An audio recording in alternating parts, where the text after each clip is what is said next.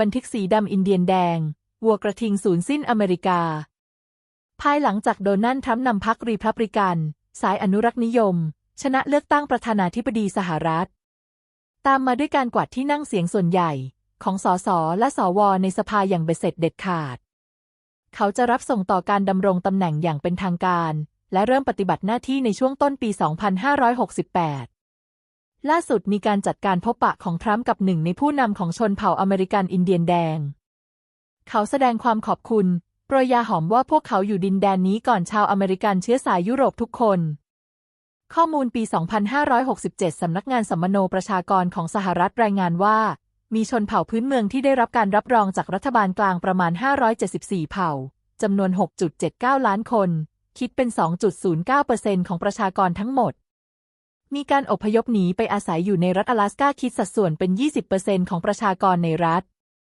ก่อนที่ชาวยุโรปจะเข้ามาสำรวจและแย่งชิงดินแดนตั้งถิ่นฐานชนพื้นเมืองเหล่านี้เคยมีเกือบ 18 ล้านคนต่อมาจำนวนของพวกเขาเริ่มลดลงอย่างรวดเร็วจากสงครามและโรคภัยไข้เจ็บที่ชาวยุโรปนำมาให้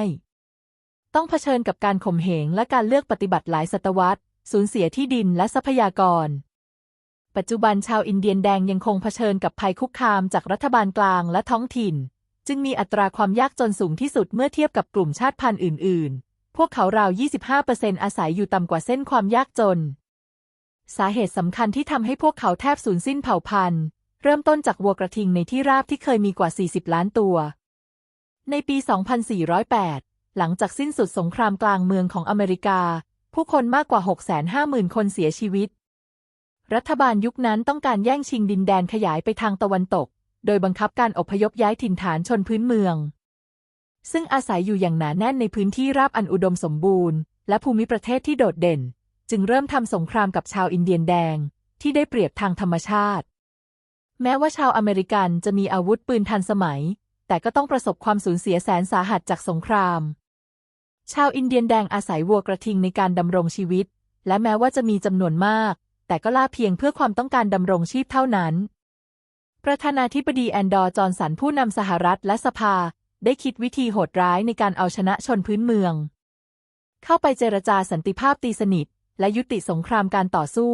รัฐบาลส่งเสริมให้หนังวัวกระทิงเป็นสิ่งที่ดีที่สุดในโลกเป็นเสื้อผ้าและนำเนื้อไปเป็นอาหาร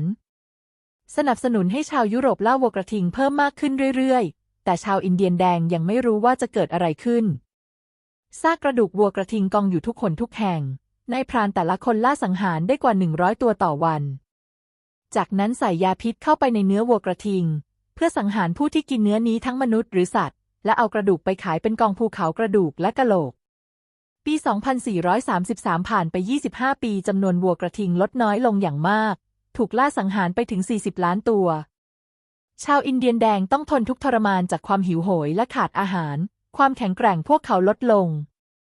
ได้ตระหนักถึงหายนะว่าเป้าหมายแท้จริงไม่ใช่วัวกระทิงแต่คือพวกเขาเองรัฐบาลอเมริกาหลอกทำสนธิสัญญาสันติภาพหลายฉบับอ้างการสร้างอาณานิคมในดินแดนอันห่างไกลและเงียบสงบแล้วจะนำอาหารเครื่องดื่มและเสื้อผ้ามาให้ฟรีชาวอินเดียนแดงไม่มีทางเลือกอื่นพวกเขาทำอะไรไม่ถูกหลังจากสูญเสียอาหารไปวัวกระทิงในธรรมชาติเหลือเพียง 500 ตัวเท่านั้นจึงได้รวบรวมจำนวนที่เหลือที่กระจายอยู่ในถิ่นทุรกันดารและนำไปไว้ในเขตสงวนจากนั้นรัฐบาลบังคับผู้หญิงอินเดียนแดงให้กินยาฮอร์โมนทำให้มีบุตรยากเพื่อไม่ให้ขยายเผ่าพันธุ์ปัจจุบันมีวัวกระทิงมากกว่า 100,000 ตัวทั่วโลกแต่ไม่ใช่อยู่ในดินแดนอเมริกาสรุปว่าการทำลายล้างวัวกระทิงนำไปสู่การทำลายชาวอินเดียนแดงชนพื้นเมืองในที่สุดเวลาผ่านไปกว่า 134 ปีประชากรพวกเขาทั้งสองสายพันธุ์ยังเหลือไม่เท่าที่เคยมีนั่นเองโปรดกดไลค์กดแชร์พร้อมกดปุ่มติดตามไว้แจ้งเตือนตอนต่อไป